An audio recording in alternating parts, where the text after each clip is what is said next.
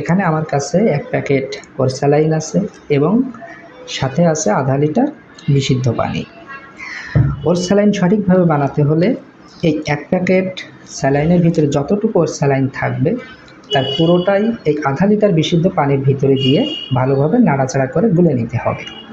তো ধরে নেন এই প্যাকেটের ভিতরে যতটুকু স্যালাইন আছে এর পুরোটাই আমি এই আধা লিটার বিশুদ্ধ পানির ভিতরে দিয়ে এভাবে নাড়াচাড়া করে ভালোভাবে গুলে নিলাম। তো ব্যাস, আমার স্যালাইন বানানো হয়ে গেল। এখন মনে হতে পারে এটা তো খুবই সাধারণ বিষয়, কেন আমি এই বিষয়টা নিয়ে ভিডিও তৈরি করলাম?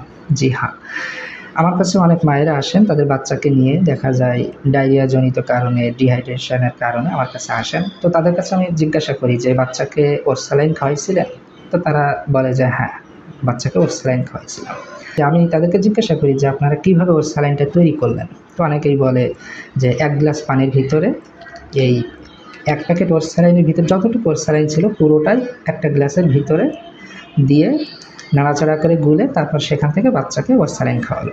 তো আমি জিজ্ঞাসা করি কেন এভাবে তৈরি করলেন? তো তাদের ব্যাখ্যা থাকে এই যে ছোট্ট বাচ্চা, তার পেটটা ছোট, বেশি খেতে পারে না, এ কারণে আধা লিটার পানি তারা নেয়নি। আধা লিটার পানি না নিয়ে তারা একটা গ্লাসে বা কোনো একটা পাত্রে অল্প পরিমাণ পানি নেয়, কিন্তু এই প্যাকেটের ভিতরে যতটুকু স্যালাইন থাকে তার পুরোটাই তার ভিতরে দিয়ে গুলে তারপর বাচ্চাকে সেখান থেকে খাওয়ায়। কিন্তু এটা খুবই বিপজ্জনক, খুবই বিপজ্জনক। এভাবে যদি স্যালাইন বানিয়ে বাচ্চাকে খাওয়ানো হয় কিংবা বড়রাও যদি আমরা খাই, সেক্ষেত্রে দেহে লবণের পরিমাণ বেড়ে যেতে পারে, দেহে সোডিয়ামের পরিমাণ বেড়ে যেতে পারে, মেডিকেলের ভাষায় যেটাকে বলা হয় হাইপারনেট্রিমিয়া। বাচ্চাকে যদি এভাবে খাওয়ানো হয় তো সেখান থেকে বাচ্চার খিঁচুনি হতে পারে, খিঁচুনি ছাড়াও আরও অন্যান্য অনেক কমপ্লিকেশান হতে পারে। তাই আজকে থেকে আমাদের সঠিকভাবে জানতে হবে যে স্যালাইন বানানোর সঠিক নিয়ম কী। স্যালাইন বানাতে হলে 1 প্যাকেট স্যালাইন নিব এবং সাথে নিব আধা লিটার বিশুদ্ধ পানি। এখন যদি আপনার ছোট বাচ্চার যদি ডায়রিয়া শুরু হয়, বাসা বাড়িতে যদি ডায়রিয়া শুরু হয়, সেক্ষেত্রে আপনারা কী করবেন? সেক্ষেত্রে পরামর্শ হলো, আপনার বাচ্চার ওজন যদি 10 কেজি হয়ে থাকে তো প্রত্যেকবার পাতলা পায়খানার পর তাকে 10 থেকে 20 চামচ স্যালাইন খাওয়াবেন।